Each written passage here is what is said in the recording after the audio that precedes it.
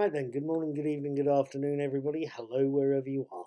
My name is Paul. You possibly know me from the daily teasers that go past every so often. Actually, every morning for the past 12 years. If you haven't seen them yet, go looking for them.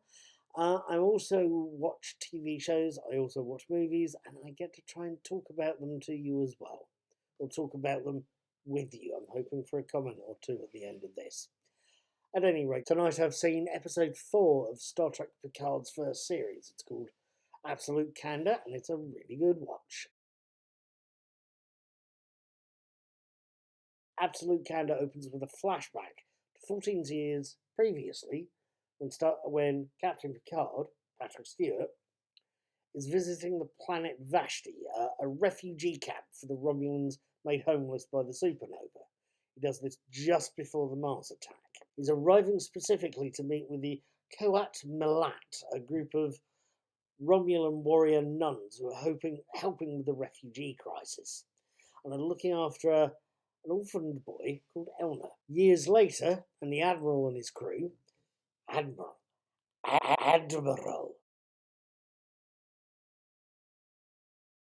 the Admiral and his crew, Rafi, Rios, and Agnes, Michelle Hurd, Santiago Cabrera, and Alison Peel, are on their way to Freecloud, the mysterious place where they know they can find Bruce Maddox, who seems to be responsible for Data's daughter.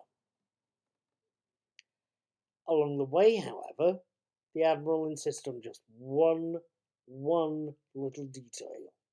He needs to find out Elnor, Evan Evagora, and ask him a bit of a favour. He's going to need muscle, and he thinks Elnor can help. Meanwhile, on the artifact, the Romulan-run wrecked Borg cube. Romulan-run wrecked.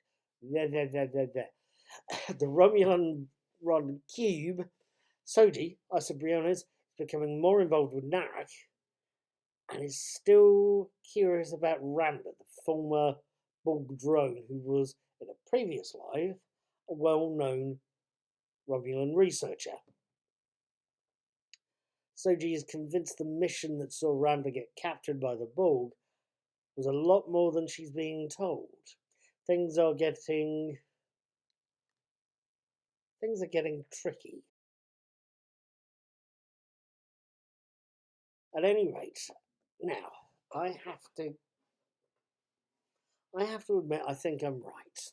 I am thinking this is a very good quality series thus far. I've had 4 very solid episodes. Very solid episodes that are turning into a mix of a Star Trek series, which it is, let's be honest, and also a Star Trek series that's shaped like the Magnificent Seven. We have a return of Jerry Ryan as 7 of 9, and if she doesn't turn into this series' version of Avon from Blake 7, I'll be very surprised. We are looking at various character tropes. The crusty old pilot, we're looking at the enthusiastic, slightly naive young woman. Alison Pill's character is the ingenue, the Ensign Tilly of the series. Rafi is first officer, and Michelle Hurd's doing a great job there. You can see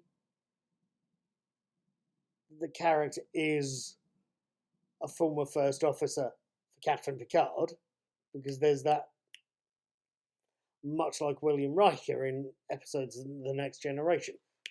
She's giving him info, she's giving him recommendations for what she would be doing were he to allow her to, but she's also following his orders. But she is also the very spiky woman we saw in her first appearance. Fascinating stuff there. I still want to see more of her, so to speak. But at any rate, we've got this nice cast of gung-ho characters and a shape that's coming up. It's the Magnificent Seven in space, which follows nicely because the original series was Wagon Train in space. And it's good. It's well done. They've got a formula and they're following it well. It's beautiful to watch, and I'm looking forward to the next episode that comes along.